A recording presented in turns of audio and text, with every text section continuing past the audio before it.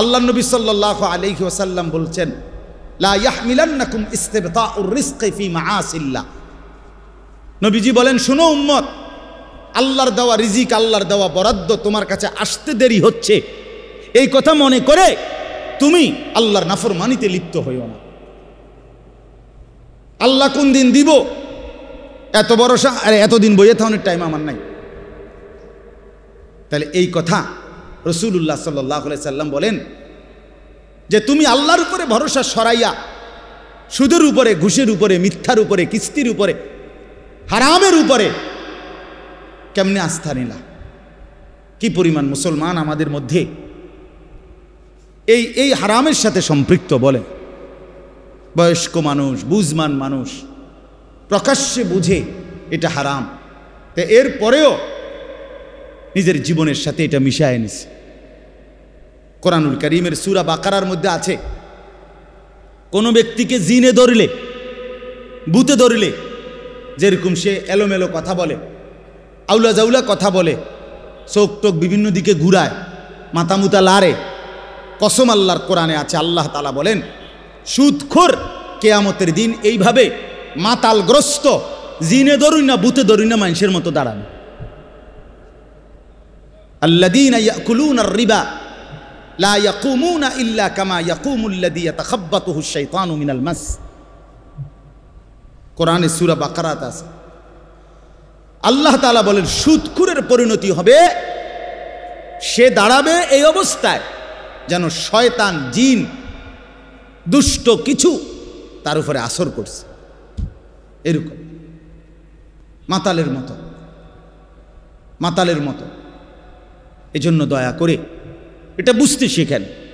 প্রসঙ্গক্রমে বললাম, এটা ভাবতে শিখেন। কেন আপনি হারাম রোজগার করবেন? কেন আপনি হারামের রাস্তায় যাবেন? এই সূরা মাআরিজ, এই সূরার এই আয়াতের মধ্যে যেখান থেকে আমি পড়ছি 19 নম্বর আয়াত, আল্লাহ তাআলা মানুষের স্বাভাবিক একটা চরিত্র তুলে ধরছে। প্রথম, মানুষ মাত্রই তার স্বাভাবিক চরিত্রটা কেমন হয় আল্লাহ তাআলা এটা প্রথম তুলে ধরছেন। এরপরে সেই চরিত্র থেকে পবিত্র থাকে কারা, মুক্ত থাকে কারা, এরকম গুণাবলী সম্পন্ন কিছু বান্দার পরিচয় আল্লাহ তাআলা তুলে ধরছেন। অর্থাৎ প্রথম আল্লাহ তাআলা বলছেন, ইন্নাল ইনসানা খুলিকা হালুয়া। এই যে কথা এখান থেকে শুরু করলেন, নিশ্চয়ই মানুষ, তাকে বানানো হয়েছে স্বাভাবিকভাবে হালুয়া, এই চরিত্র। এই শব্দটার অর্থ হলো তিনটা।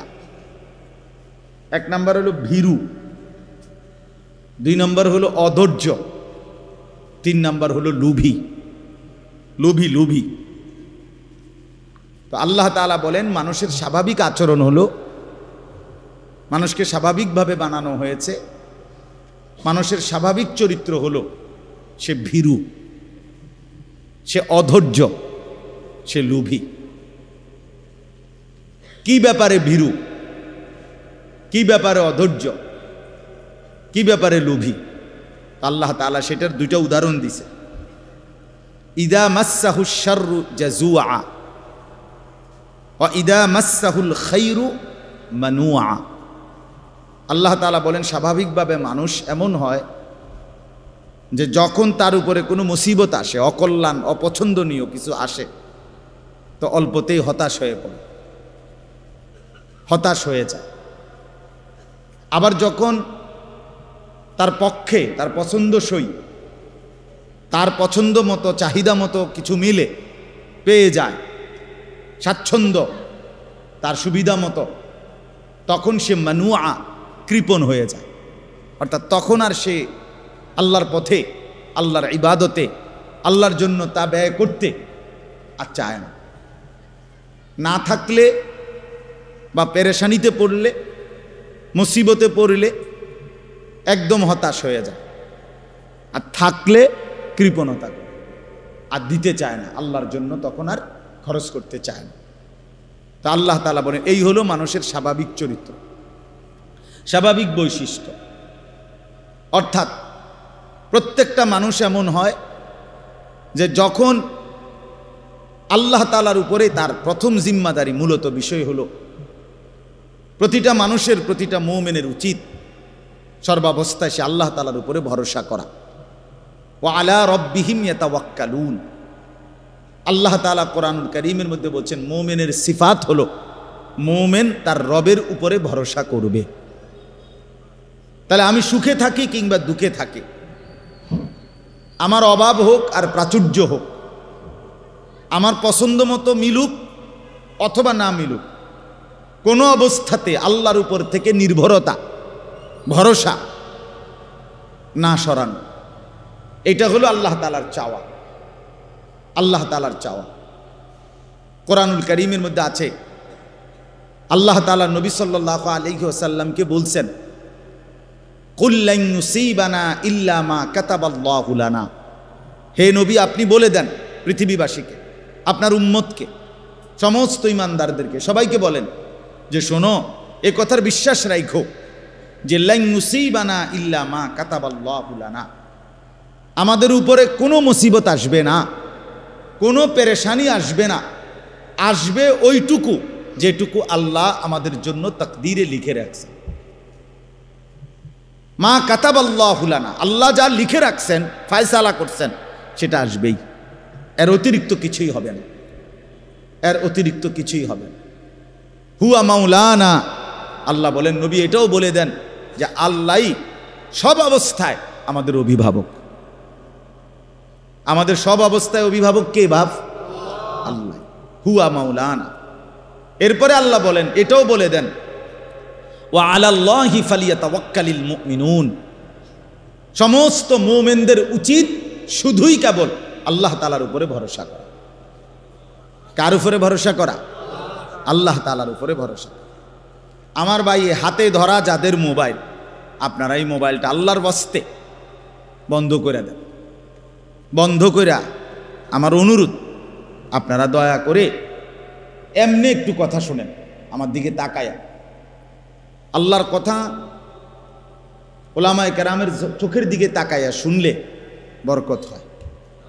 মোবাইলটারে সামনে যদি হাতের মধ্যে আপনি ধরে রাখেন, এটা একটা দেওয়াল উঠাই দিলেন, আপনি জীবনেও আপনার কোনো পরিবর্তন হবে না, ওই মোবাইলই থাকবে সব। নিজের কলিজা নড়বে না, দিল নড়বে না, বুঝছেন না? একটা ইন্তেজাম, একটি মাহফিল আল্লাহর কথা পরিবর্তনের জন্য, জিন্দিগি বদলাবার জন্য।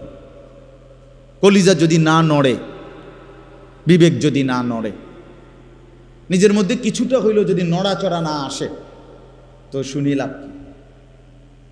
আমি যেমন ছিলাম তেমন, এভাবেই দিনের পর দিন, মাসের পর মাস, বছরের পর বছর, এটা তো হইতে পারে না, এটা তো উচিত না। কোরআনুল কারীমের মধ্যে আছে, আল্লাহ তাআলা বলতেছেন সাহাবীদের আখলাক, ওয়া ইযা সামিউ মা উনজিলা ইলার রাসূল তারা আয়ুনাহুম তাফীদু মিনাদ দাম'i। আল্লাহ বলেন, বন্ধু আপনার সাহাবীরা এমন, যখন আমি আল্লাহ তাআলা কোরআন নাজিল করি আর সেটা যখন আপনার জবান দিয়ে তারা শুনে, তা আপনি দেখতে পাবেন আপনার সাহাবীদের প্রত্যেকের চোখ থেকে অঝরে পানি ঝরতেছে। এই কথা ছিল, এই মোমেন কোরআন শুনলে নড়ে চড়ে বসবে। এই বেটা, আমার আল্লাহর কোরআন পড়া হচ্ছে, চোখ, কোনো কথা নেই, এমন হওয়ার কথা। ইমানদারের সারা দেহ নড়ে উঠবে। কোরআনুল কারীমের মধ্যে আছে, আল্লাহ তাআলা বলেন, আল্লাহু নাজ্জালা আহসানাল হাদিস কিতাবাম মুতাশাবিহাম মাসানি তাকশাইরু মিনহু জুলুদুল্লাযীনা ইয়াখশাউনা রাব্বাহুম। আল্লাহ বলেন, আল্লাহই নাজিল করেছেন এমন একটি কিতাব যার প্রথম বৈশিষ্ট্য হলো এর সবগুলো কথা সবচেয়ে সুন্দর। দুই, কিতাবান, এটি পরিপূর্ণ একটি পূর্ণাঙ্গ কিতাব, অর্থাৎ যে বিষয় বলতে চাইছে কোরআন তা পূর্ণ মাত্রায় বলছে। মুতাশাবিহান, এই কিতাবের প্রত্যেক কথা একটি আরেকটির সাথে সাদৃশ্যপূর্ণ, এলোমেলো আউলাদাউলা কোনো কথা নাই। মাতানি এই কিতাবের বৈশিষ্ট্য, এর প্রত্যেকটি কথা বারবার তেলাওয়াতকৃত। কোরআনের এক এক আয়াত কয়বার পড়া হয় কন্ত? আপনি একজন হাফেজ সাহেবের জিগান, একটা হেফজখানায় যে বাচ্চা হাফেজ হয়েছে, আল্লাহর কোরআন হেফজ করছে, সে আপনার এখনও না আপনি শুনছেন যে এই কোরআন শরীফ মুখস্থ করছে, কিন্তু এই কোরআনের এক এক পৃষ্ঠা, এক এক আয়াত, এক এক শব্দ তারে কত হাজারবার পড়তেছে। গত 4 বছর ধরে সে কতবার পড়ছে, 3টা বছর ধরে সে কত হাজারবার পড়ছে। সবক, 7 সবক, আমক তা এমনি কতভাবে হেফজখানা। আপনি 2টা দিন কাছে বসে দেখলে বুঝতেন হেফজখানার হাফেজ সাহেবরা এক বাচ্চার পিছনে কি পরিমাণ মেহনত করে। মুসলমান কদরও করতে জানে না, জানেও না কেমনে হাফেজ। আমার ছেলে হাফেজ, মাতবুরি করে, ওটার পুতে হাফেজ, মাতবর, বাবা, কিন্তু কি পরিমাণ মেহনত করে আল্লাহ তাআলা তাকে কোরআনের দৌলত দান করছে। তো এই জন্য বললাম, আল্লাহ তাআলা বলেন মাথানি, বারবার পাঠ করা হয়। তাকশাইরু মিনহু জুলুদুল্লাযীনা ইয়াখশাউনা রাব্বাহুম, এই কথাটা বলার জন্য আমি পড়ছি। আল্লাহ তাআলা বলেন এটা এমন কোরআন যার অন্তরের মধ্যে আল্লাহর ভয় আছে, সে যখনই এটা শুনবে তার শরীরের চামড়া, উপরে যে লোম, এই পশম, আল্লাহ তাআলার সমস্ত পশম দাঁড়িয়ে যাবে। এই ছিল কোরআনের বৈশিষ্ট্য। সুম্মা তালিনু জুলুদুহুম ওয়া কুলুবুহুম ইলা যিকরিল্লাহ, অতঃপর তার সমস্ত শরীর এবং তার দিল পুরাটা আল্লাহ তাআলার স্মরণে ঝুঁকে পড়বে। এই ছিল কোরআন। আফসোসের ব্যাপার মুসলমান, বাপ 20 বছর ধরে আল্লাহর কোরআন শোনে, 30 বছর ধরে মসজিদে নামাজ পড়ে, বেনামাজি তো আচ্ছা বাদে দিলাম, কিন্তু নামাজি মানুষ চাচা আজগা 20 বছর 15 বছর থেকে সামনের কাতারে বসেই নামাজ পড়ে, দ্বিতীয় কাতারে, প্রথম কাতারে, এশার নামাজ, ফজরের নামাজ, মাগরিবের নামাজ, আল্লাহর কোরআন শুনতেছে ইমাম সাহেবের জবানে, কিন্তু 30 বছরে কলজার ভিতরে এই বিবেকটাও আসে নাই যে আমার কোরআন শরীফটা অশুদ্ধ, এটা ঠিক করা দরকার। এ কি পরিমাণ বদনসিব মুসলমান! তার কলিজার পরিবর্তন তো পরের খবর, দিল নড়বে এটা তো পরের খবর, নিজের কোরআন শরীফটা যে অশুদ্ধ, সূরা কেরাত, এইটাও মানতে নারাজ, এইটাও বুঝতে নারাজ। দাদা কইছে বাইনতাম দান, বাইনতে আসি ও দাদান। ও দাদান মানে ভিজা ধান, ভিজা ধান ঢেকিতে দিলে এটা সারাদিন বাইরে এলেও ধান থেকে চাউল আলাদা হবে না, হবে না। তাহলে এই জন্য এটা আল্লাহর কোরআনের কথা বলতে গিয়ে বল, জিন্দিগি যদি না নড়ে, বিবেক যদি না নড়ে, দিল যদি না নড়ে, তা আল্লাহর কোরআন কি শুনলেন, কি বুঝলেন? আপনারা অনেক মুসলমান আছেন যাদের কোরআন শরীফ অশুদ্ধ,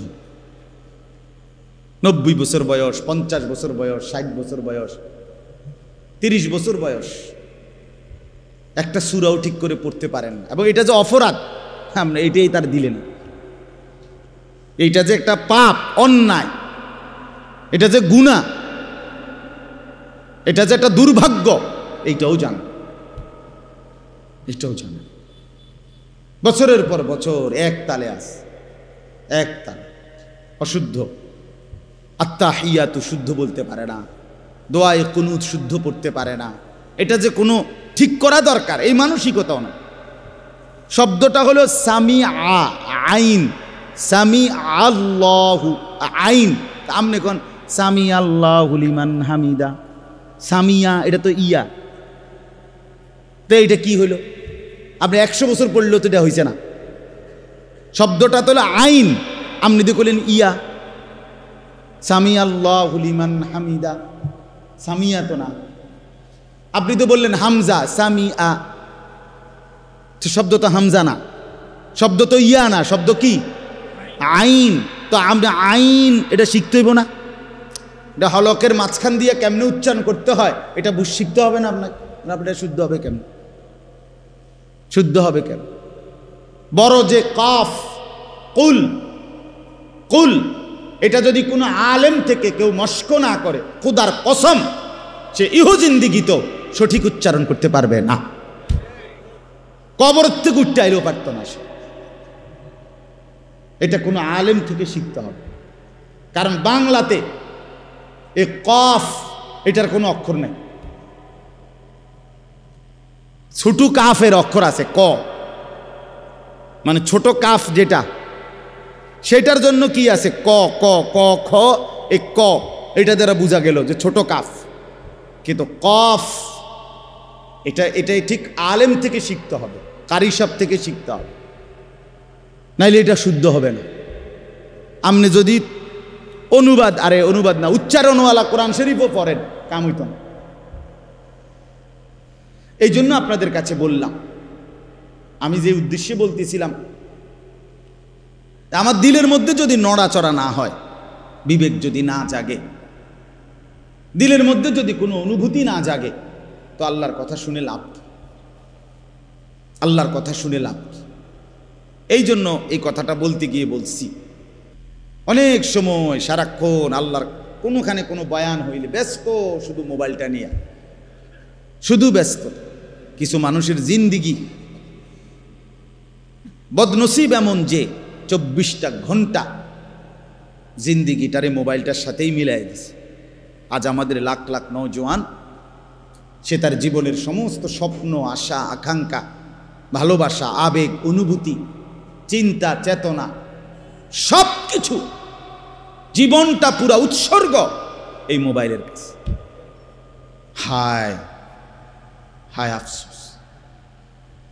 আপনি তার একটা হাত খুললে লাগবেন, হে মেনে নিবে, তো মোবাইলটার থেকে তার 1 ঘন্টা আলাদা রাখবেন, সেটা মানবেন। এই পরিমাণ নেশাগ্রস্ত, এই পরিমাণ। মদের আসক্তি এত মারাত্মক না, জুয়ার আসক্তি এত মারাত্মক না, মোবাইলের আসক্তি যে পরিমাণ। হাজার হাজার যুবক, লাখ লাখ যুবক একটা সেজদা দেয় না, এই মোবাইলের আসক্তি। সারা দিন রাত তার একটাই, এখানে কোনো বয়স্ক লোকে দেখে না, আলেমে দেখতেছে না, আমার আত্মীয় স্বজন দেখতেছে না, আমার অভিভাবক জানতেছে, কারো কোনো ইজ্জত সম্মানের দিকে তার কোনো পরোয়া নাই। আমি আর আমার মোবাইল, খালাস। এবার আমার ইজ্জত থাকুক বা না থাকুক, বাপমার ইজ্জত থাকুক বা না থাকুক, আমার ধর্মের সম্মান থাকুক বা না থাকুক, আমার এটা দেখার বিষয় না। আমি আছি আর আমার মোবাইল আছে, খালাস, আমার জিন্দেগি। আমার ভাই, এভাবে জীবন বেশি দিন আগাবে না, এভাবে আগাবে না, এভাবে জেনারেশন টিকে না। এত ফালতু হইলে, এত গাফেল হইলে, এত অমনোযোগী হইলে, দুনিয়া আখেরাত সব কিছুর ব্যাপারে এত বেখেয়ালি হইলে পৃথিবী টিকবে না, দুনিয়াও টিকবে না, আখেরাতও টিকবে না। এই জন্য আমি অনুরোধ করতেছি, আজকের জন্য না, মোবাইলের এই আসক্তি কমানো উচিত ভাই, সবাই কমানো উচিত। প্রয়োজনকে প্রয়োজনের মধ্যেই সীমাবদ্ধ রাখা চাই। রাত দিন সব কিছু, কুকুর, বিড়াল, শূকর, মানুষ, গরু, ছাগল, হাঁস, মুরগি, যেটা দেখি এইটারই ছবি উঠাইতে হবে। এইটা একটা প্রতিবন্ধীমূলক আচরণ ছাড়া আর কিছু না। এটা একটা ফালতু কথা, ফালতু অভ্যাস, এটা একটা বদ আখলাক। এই জন্য দয়া করে প্রত্যেকেই ফিকির করেন, ইনসাফের সাথে ভাবেন। যুবক ভাই আপনারাও ভাবেন, নওজোয়ান তোমরাও ভাবো ভাইয়া, এক মুসলমানের জিন্দিগি এত ফালতু যেন নষ্ট না হয়। আল্লাহ আমাদেরকে বুঝ দান করেন। চলেন, আমি আমার কথাটা বলতেছিলাম যে এক মুমিনের সিফাত, এক মুসলমানের সিফাত, আল্লাহ তাআলা চান বান্দা হার হালাতে আমার উপরে ভরসা করো, সুখে থাকো আর দুঃখে থাকো, কার উপরে ভরসা করো? হযরত আব্দুল্লাহ ইবনে আব্বাস রাদিয়াল্লাহু তাআলা আনহুমা, নবীজির একজন বিখ্যাত সাহাবী। আল্লাহ নবী সাল্লাল্লাহু আলাইহি সাল্লামের আপন চাচাতো ভাই, তিনি অনেক বড় মাপের সাহাবী ছিলেন। কোরআনুল কারীমের সবচেয়ে বড়, নবীজি সাল্লাল্লাহু আলাইহি সাল্লামের পরে সাহাবীদের মধ্যে সবচেয়ে বড় মুফাসসির ছিলেন এই সাহাবী, রাইসুল মুফাসসিরিন। তো উনাকে নবীজি একদিন উপদেশ দিছেন, নসিহত করছে। নসিহত করতে গিয়ে বলছে, ইয়া বুনাইয়া, হে প্রিয় বৎস, ওনার ছোট চাচাতো ভাই ছিলেন, যে শোনো, ইজা সাআলতা ফাসআলিল্লাহ, তুমি যদি কখনো কিছু চাও শুধুই আল্লাহর কাছে চাও। ওয়া ইজা ইসতাআনতা ফাসতাইন বিল্লাহ, তুমি যদি কিছু সাহায্য প্রার্থনা করো তো শুধু আল্লাহর কাছেই সাহায্য প্রার্থনা করো। এরপরে বললেন, ওয়া আলাম আন্নাল উম্মাতা লাউ ইজতামাআত আলা আন ইয়ানফাউকা বিশাইইন লাম ইয়ানফাউকা ইল্লা বিশাইইন কাদ কাতাবাহুল্লাহু লাক। চিরন্তন একটা মূলনীতি নবী বলে দিছে, যে শোনো, গোটা পৃথিবী যদি, সারা পৃথিবী একত্রিত হয়ে সিদ্ধান্ত নেয় তোমার একটা উপকার করবে, নবী বলেন কসম, তোমার কোনো উপকার কেউ করতে পারবে না, তোমার কেবল ওই উপকারটাই হবে যেটা আল্লাহ তাআলা তোমার জন্য লিখে রেখেছে।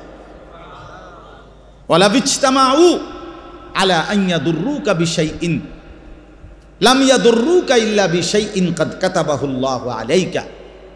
এরপরে নবী বলেন, শুনো, সারা পৃথিবী মিলে যদি সিদ্ধান্ত নেয় তোমার একটা মুসিবত করবে, ক্ষতি করবে, বিপদে ফেলবে, তোমার একটি মুসিবতে দিবে তোমাকে, কেউ তোমাকে কোনো মুসিবতে ফেলতে পারবে না, কেবল তোমার ওই মুসিবতটাই আসবে যেটা আল্লাহ তাআলা তোমার জন্য তাকদীরে লিখে রাখছে। তাহলে সুখের প্রতিবিন্দু আল্লাহর পক্ষ থেকেই আসে, দুঃখের প্রতিবিন্দু কার থেকে আসে? যিনি হাসান তিনি কাঁদান। মুখের হাসি যার দান, চোখের পানি তারই দান। ওয়া আন্নাহু হুয়া আবহাকা ওয়া আবকা, আল্লাহ বলেন তিনি হাসান তিনি কাঁদান।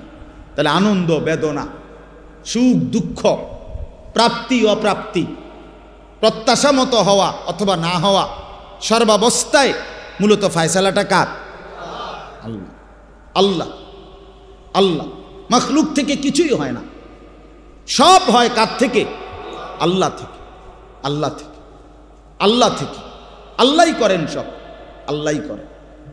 তো এখন আল্লাহ তাআলা বলেন, স্বাভাবিক যেই মানুষের মধ্যে দ্বীন নাই, ঈমান নাই, আল্লাহর বন্দিগি নাই, আল্লাহ তাআলার সাথে সম্পর্ক নাই, তো সেই মানুষের স্বাভাবিক অভ্যাস হলো সে ভীরু, সে লোভী, সে অধৈর্য।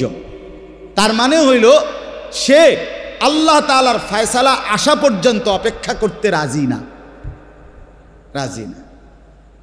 সে নিজের থেকেই সিদ্ধান্ত নিয়ে নিছে, এই 3 দিনের ভিতরে যদি আমার এটা না হয় আর হইতো না, আর হইতো না। অথবা এই 2 মাসের মধ্যে হয় নাই, আর হবে না। অথবা 6 মাসের মধ্যে হয় নাই, আর হবে না। অর্থাৎ যে কোনো বিষয়ে সে নিজের মধ্যে নিজেকেই নিজের উপরে বিচার করে, নিজের ফয়সালা, নিজের সিদ্ধান্ত, নিজের সব কিছু নিজের উপরেই রাখে, নিজের উপরে রাখে। এই হলো মানুষের স্বাভাবিক তবিয়ত, আমাদের স্বাভাবিক তবিয়ত। মনে করেন একজন হুজুরের কাছে বলছে, হুজুর আপনার গো কথা ধইরা টানা 2 মাস দোয়া করছি, শেষে বুঝছি হইতো না, এই লাইনে এইভাবে হইতো না। তখন কিভাবে হইব? এখন আপনি কিভাবে হবে? আজকে 12 বছর আপনার ছেলে হয় নাই, মনে করেন সন্তান নাই, আচ্ছা তো 12 বছর পরে এখন আপনি রাগ করলেন, রাগ করে এরপরে কাকে ডাকবেন? কথা বলেন না। এরপরে আর কেউ আসেনি, তাইলে আমার প্রত্যাশা মতো যদি হয় তবুও আমার আল্লাহ, আমার প্রত্যাশা মতো যদি নাও হয় তবুও কে? এই কথা তো বোঝা উচিত। আমরা তো এটা বুঝতে চাই না, আমরা তো এটা বুঝতে চাই না। সবচেয়ে বেশি বুঝতে চাই না রিজিকের বেলায়, সবচেয়ে বেশি অধৈর্য আমরা সম্পদের বেলায়, উপার্জনের বেলায়, রোজগারের বেলায়। আমাদের কলিজার ভিতরে শয়তান এটা বসাইছে যে তুই যদি হারাম না খাও, তুই যদি সুদ না খাও, তুই যদি কিস্তি না নাও, তুমি যদি মিথ্যা না বলো, তুমি যদি ওজনে কম না দাও, তুমি যদি মানুষকে না ঠকাও, বাটপারি সিটারি যদি না করো, তাইলে তোমার সংসার চলবে না, জিন্দিগি চলবে না। এসব হুজুর্গ কথা দইরা এই সমস্ত বুজুর্গি লইয়া বইয়া থাকলে দুনিয়ার চলন যেত। এইটা আপনারে যে বুঝাইছে, আপনার কলজাত ঢুকাইছে, তার নামে শয়তান, তার নাম শয়তান। শয়তান, ইবলিস, ইবলিসে বুঝাইছে। তো আল্লাহ তাআলা বলেন, আমার বান্দা তুমি অল্পতেই ভীরু হয়ে যাও, তুমি আমার ফয়সালার অপেক্ষা করতে রাজি হও না, তুমি আমার আশা পর্যন্ত অপেক্ষা করতে চাও না, অপেক্ষা করতে চাও না। আজকে বলেন তো, ইনসাফের সাথে বলেন, যে মুসলমান বাবা 16 বছরের, 18 বছরের, 20 বছরের ছেলেটাকে দুনিয়ার দেশে হোক বা বিদেশে হোক উপার্জনের জন্য হয় বিদেশ পাঠাবে, নয়তো দেশে কোনো কামাই রোজগারি করাবে, এই জন্য সে প্রকাশ্যে স্পষ্টভাবে বুঝে শুই না সুদে টাকা নিল, কিস্তিতে টাকা নিল, হারামে টাকা নিল। তো সে কি বুঝাইতে চাইল আল্লাহকে, যে আল্লাহ আমনের উপরে ভরসা করে বইয়া থাকলে আমার ভূতের কোহালে দুঃখ আছে। তো নয়তো কি, নয়তো কি বলেন, নয়তো কি? আমনের কথা মতো এইটা হারাম সেইটা হারাম ইতান লইয়া বইয়া থাকলে আমার চলতো না। আমার এখন টাকা দরকার, আমার এখন দরকার। কি পরিমাণ বদনসিব মুসলমান! কিভাবে আমরা আল্লাহকে ভুলে যাই, কিভাবে আমরা আখিরাতকে ভুলে যাই, নিজের কবর ভুলে যাই। আমার বাপ, এই জন্য আল্লাহ তাআলা বলেন, ইদা মাসসাহুশ শাররু জাজুআ, আমার বান্দা এমন, যখনই একটু মুসিবত হয়, যখনই প্রত্যাশা মতো হয় না, যখনই তার চাওয়া মতো আসে না, তো সে হতাশ হয়ে যায়, যে না হইতো না, এ হক হালালি লাইন লইয়া বইয়া থাকলে হইতো না, হুজুরদের কথা ধরে বইয়া থাকলে হইতো না। বোঝেন নাই কথাটা? হতাশ, সে হতাশ, অর্থাৎ সে তখন নিজের উপরে দায়িত্ব নিয়ে নেয়, নিজের উপরে ফয়সালা নিয়ে নেয়, হতাশ হয়ে যায়। আর কি, আবার যখন চাহিদা মতো মিলে, সব কিছু ঠিক আছে, কামাই রোজগারি দেশে বিদেশে সর্বদিকে, তে এইবার আর আল্লাহর জন্য ব্যয় করা, অর্থাৎ উপার্জন আমার সব ঠিক মতো আসতেছে কামাই, এখন আমার এই উপার্জনের উপরে জাকাত ফরজ না, এটা নিয়ে আলোচনাও করবে না, জিজ্ঞাইতেও না, এটা হুজুরের কাছে জানতেও চাইবে না যে হুজুর আমার এই পরিমাণ সম্পত্তি আছে, আমার উপরে কত টাকা জাকাত আসছে, এটা হিসাব করে দেন। দিছি হুজুর, দিছি। কিতা দিছেন? দিছি, আল্লাহর রহমতে যেই লুঙ্গি দিছি জাকাতের উর্ফি দিয়ে গেছে গা, লুঙ্গি দিছে, আইডিয়া করে লুঙ্গি দিছে, মানে 200 লুঙ্গি দিয়ে দিছে। কথা বুঝছেন না? আইডিয়া করে দিয়ে দিছে। জাকাত কি আইডিয়া করে দেয়? কথা বলেন না কেন? আপনি মনে করেন যে হুজুর জোহরের নামাজের ফরজ কয় 4 রাকাত, কথা বুঝেন? হ্যাঁ, আর হুজুর যেই রুকু সেজদা দিছি 8-10 রাকাত হইব, তে এই নামাজ হয়েছে তো আপনার এত এত ভালো, অত ভালো না, আপনার এত বেশি করতে কইছে কিনা, আপনার 4 রাকাত গুণ করতে কইছে, ঠিক কিনা বলেন? তাইলে আল্লাহ তাআলা বলেন, মানুষের স্বাভাবিক তবিয়ত হলো যখনই হতাশ হয়ে যায়, আল্লাহর উপর থেকে ভরসা হারিয়ে ফেলে, আর যখন পায় আসে তখনও সে কৃপণতা করে, বখিলি করে, আল্লাহর হক আল্লাহর হুকুম পালন করতে কার্পণ্য করে। কি পরিমাণ মুসলমানের উপরে হজ ফরজ, কই আদায় করে, কই আদায় করে, কই স্বাভাবিক যেই চলার ক্ষেত ফসল, স্বাভাবিক যেই জমি জমা, এর মধ্যে থেকে যদি কোনো মুসলমান তার সংসারের প্রয়োজন মিটাবার মতো যেটুকু আছে জমি ফসল সম্পদ, এইটুকু থেকে কিছু অংশ যদি সে বিক্রিও করে, তাইলে তার হজের টাকা হবে, আর বাকিটা দিয়ে তার সংসার স্বাভাবিক চলবে। এই মুসলমানের উপরে নিঃসন্দেহে হজ ফরজ। হজ ফরজ। রাসূলুল্লাহ সাল্লাল্লাহু আলাইহি সাল্লাম বলছে যে হজ ফরজ হওয়ার পরেও হজ করে নাই, না করে মরে গেল, খোদার কসম নবী বলছে আমি জানি না এটা কি ইহুদি মরছে না খ্রিস্টান মরছে, বাকি মুসলমান মরে নাই এটা জানি। নবীজি এ কথাও বলে নাই যে আমি জানি না এটা কি মুসলমান মরলো না বেঈমান মরলো, না এ কথা বলে নাই।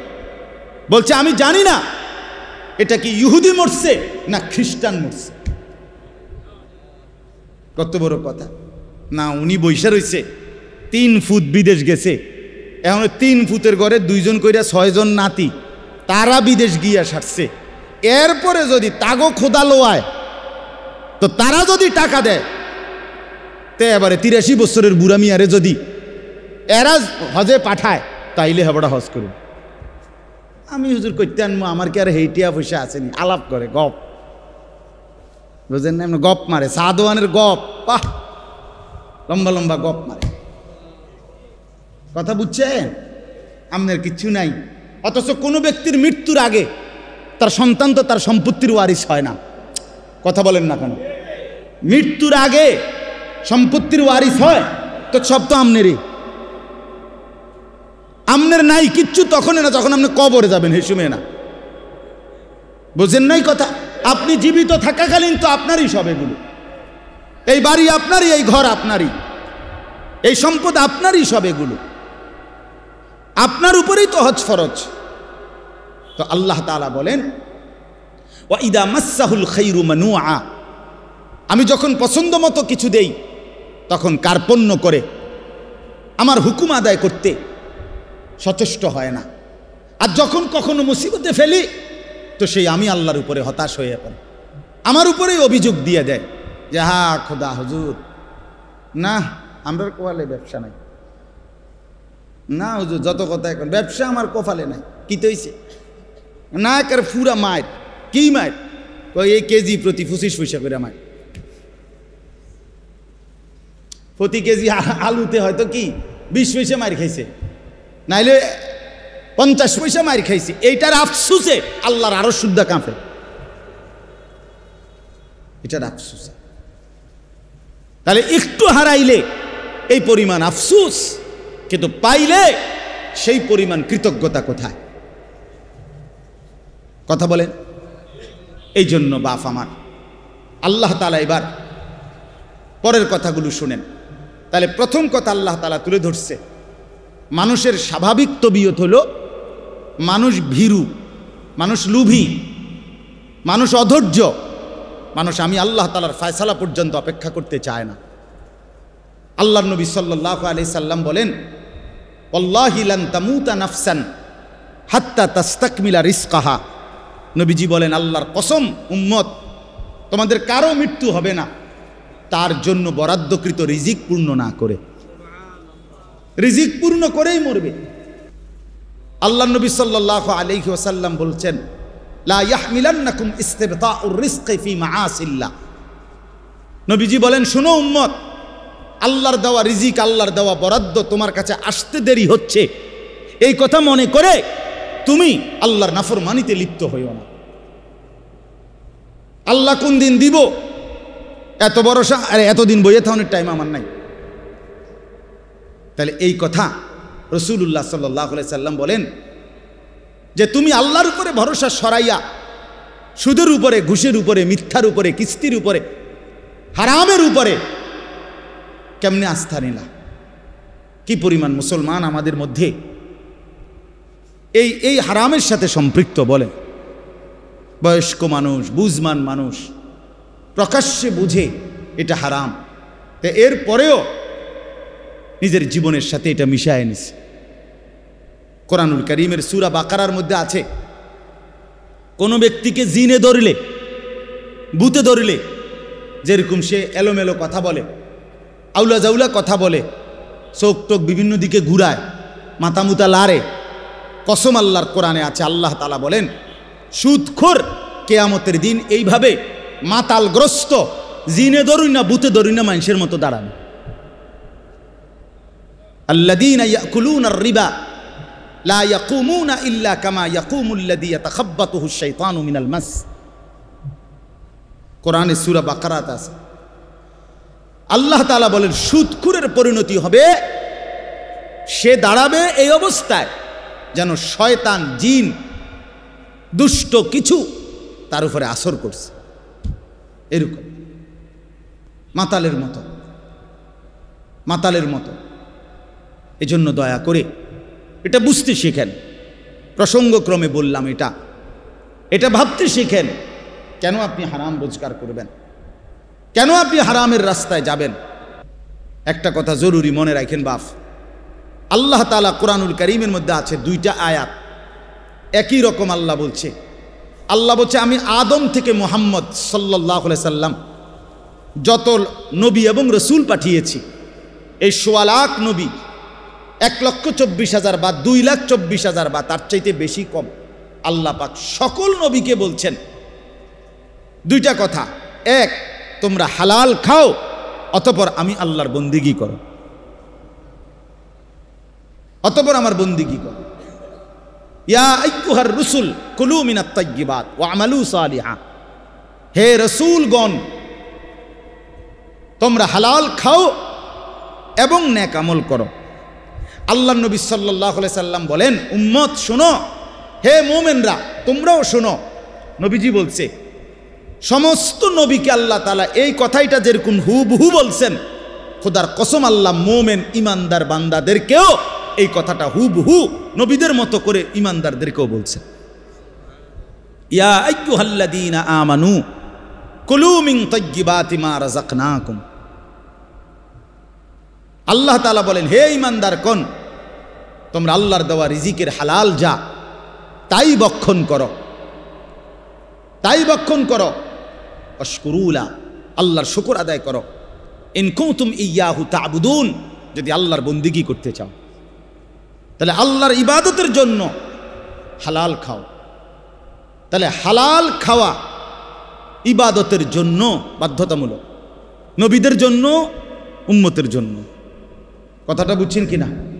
তিরমিজি শরীফের হাদিসের মধ্যে আছে, রাসূলুল্লাহ সাল্লাল্লাহু আলাইহি সাল্লাম একদিন সচক্ষে দেখলেন কাবা ঘরের গিলাফ দইরা, চুল এলোমেলো, অনেক দূর থেকে সফর করে আসছে, বড় বেশি কাকুতি মিনতি করে আল্লাহর কাছে 2 হাত তুলে এক লোক আল্লাহর কাছে ফরিয়াদ করতেছে, ইয়া রব, ইয়া রব, আয় আল্লাহ আমাকে এই দেন, এই দেন, এটা দেন, ওইটা দেন, ওইটা দেন।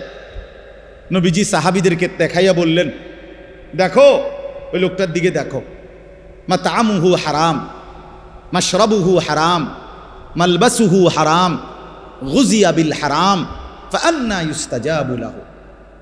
নবী সাল্লাল্লাহু আলাইহি সাল্লাম বলেন, দেখো সে যা খেয়েছে হারাম, সে যা পান করেছে তাও হারাম, সে যে পোশাক পরছে তাও হারাম, তার শরীরের যে গোশতগুলো হয়েছে এটাও হারাম। সে কাবা ঘর মাথাত লইয়া লাইলে কি লাভ হবে? কিভাবে তার দোয়া কবুল হবে? রাসূলুল্লাহ সাল্লাল্লাহু আলাইহি সাল্লাম বলছেন, ফাআন্না ইউস্তাজাবু লাহু। এই বাপ নিজের উপরে কদর করেন, নিজের উপরে রহম করেন।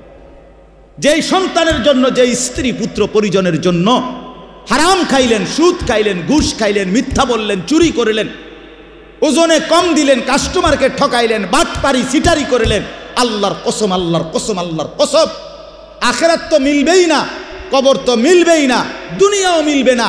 এই নাফরমান সন্তান আপনার মৃত্যুর পরে আপনারে মনে রাখবে না, রাখবে না, রাখবে না। দৈন্তান নয় কান্না।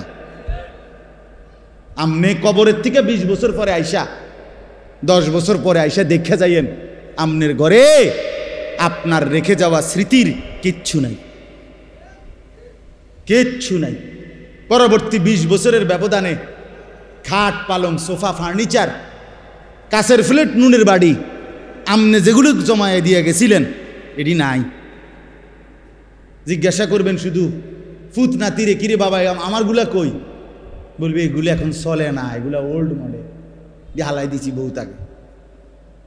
তাহলে তোমার সন্তানই তো তোমার দুনিয়া ফেলে দিল, তোমার বংশধরই তো তোমার দুনিয়া ফেলে দিল। তো আখিরাত তো মিললই না, তো দুনিয়া কোথায় মিলল? দুনিয়া কোথায় মিলল? এই জন্য আল্লাহর দোহাই, অনুরোধ করছি কোনোভাবেই জিফুত পালনের লাইগাও সন্তান বংশধর ফ্যামিলি পরিবারের মুখে হাসি ফুটানোর জন্য ওদেরকে নিজেকে জাহান্নামের আগুনে ফেলে দিয়েন। ওই মুখে হাসি ফোটে না, ওই মুখে জাহান্নামের আগুন পুড়বে, আগুন পুড়বে।